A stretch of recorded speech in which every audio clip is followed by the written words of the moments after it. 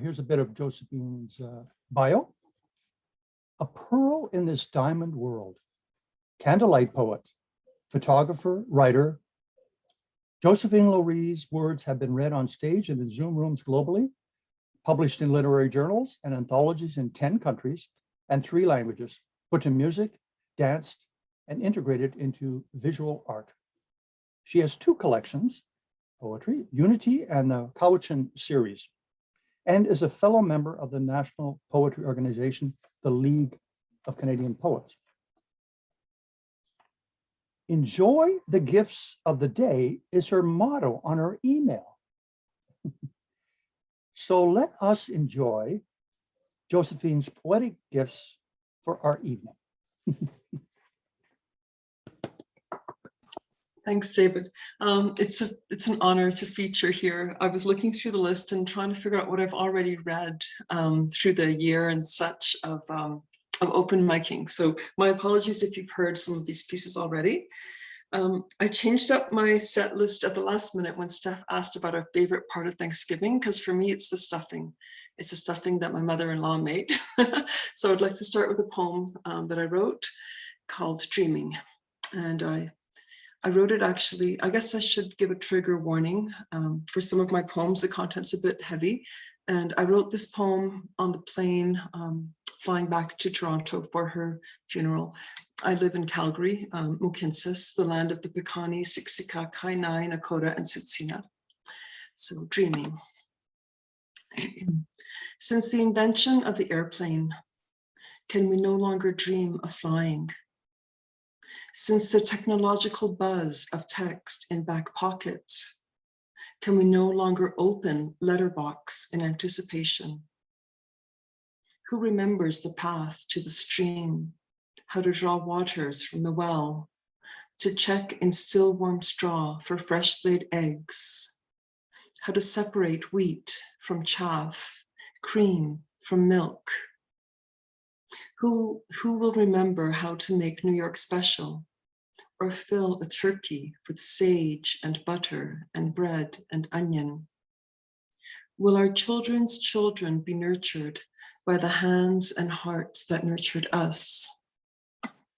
I can Skype your face, WhatsApp your voice, like your posts, but do I get to feel the fit of your hand in the space in mine, the weight of your head on my clavicle, so that you can hear the blood beat through my body again, as you did? November 1st, the Day of the Dead. In a perfect machine, I move through the air over North Dakota, patches of farm far below, a thin blanket of cloud. I move through space as I would move through time, to days captured in photographs.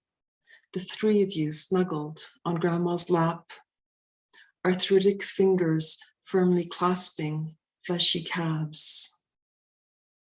You have grown, and imprinted upon you is the kindness of this woman who so rejoiced in you. We will keep a piece of her, but today she lays cold. Or is it today that her body is being rendered to ash? Tomorrow candles will be lit, prayers will be said. Tomorrow hymns will be sung, incense burned, and we will offer comfort for our collective loss. Do we believe, as she did, that one day we will be reunited, that there is a place outside of time for our souls to meet? She has been released from the cage of her body, the solitary confinement of her mind. I move through the air at 600 miles per hour, through space at 3,600 feet. I close my eyes and dream. The second poem I'd like to share, and I was inspired to share this one tonight because they brought the Van Gogh exhibit to Calgary and I had a chance to see it. But I actually wrote the poem a few years ago when we were still doing live poetry readings, and it was the 2nd anniversary of Say Word, which was a monthly reading here in Calgary.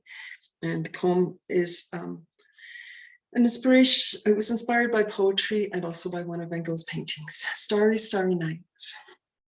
I heard the poetry at night. The night I heard poetry, there was enchantment. There were swirls like an incantation, magic. There was magic in the air. The sun, the orb that lights our day, the center of our universe had set, but the brightness of the sky had not diminished because the poetry was there. Sounds soothed and swirled, rhythms lulled and lingered, filling the gaps in me. Rhyme a primal music to my ear. Poetry glowed in that night sky. The moon that night reflected its light, shone brighter than it ever had. It was like the poetry was made of 1,000 moving stars. And the sky was bright, bright like waves, waves coming in and curling around themselves like a cat. I'm sure there were waves in the air that night, a kind of rapture that had something, that had nothing, that had everything to do with the rhymes, the rhythms, the sound of poetry there in that night sky, the night I first heard the word. A scintillating mystery surrounded the words, encircling them, an irrepressible force of life, defying darkness, a constellation of sound poking through night sky. Poetry annihilated the night, coursing through me like thrumming threads of energy, streaming, rendering my edges indistinct. A shimmer of sound loosened a twinkling within me, the tale of 1,000 comets, the night I first heard the poetry. Oh, starry, starry night. And I have to say, Kirk Miles is here tonight, and I haven't seen Kirk in a while. The first time I heard live poetry, it was in Calgary, and it was at Kirk's event, Midnight Yoga for Midnight Yoga for Alcoholics. So Kirk, that's a shout out to you.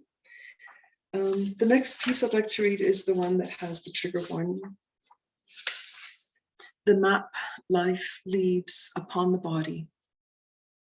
My mother and sisters share the same scar, scalpel slice, navel to months, a slit from which life was lifted. I entered this world a fish, flailing, protesting space clenched against brightness, slash of air invading lungs, first cry. Swaddled and whisked by foreign hands as doctors worked fine needle points to sew my mother's belly shut. And here, at the base of the throat, the same Mona Lisa smile as my father, his mother, coal mine butterfly, wing torn asunder, no longer capable of flight. But some scars I bear alone. These 4 holes dispersed across my abdomen, the first for a camera with light, the second for gas, the third to cut away, the fourth to suction clean, my vesica removed. For bile rose too easily as I balked at the 3 persons in my bed, that unholy trinity, my husband, his bottle, and me. That one's kind of heavy. And I'm not sure how I'm doing for time, but I've got one left. And it's a poem that I wrote for my grandfather, who passed away when I was 7 years old. Votive read. I rode my bike to visit you, but you weren't really there in that box in the wall, were you, Nonno? Oval photo, black and white, smile set, face square, gray hair, candle in red glass votive. When you died, your bones were laid to rest in the blue of Mount Pleasant, the right place, I thought, for eternity. La Tsarita e lo Tsuramono, already there. She, puckered and toothless, he, filling the days after her passing, carving duck head handles for canes. Tsanucha there too, but in a different section, for she'd taken her own life.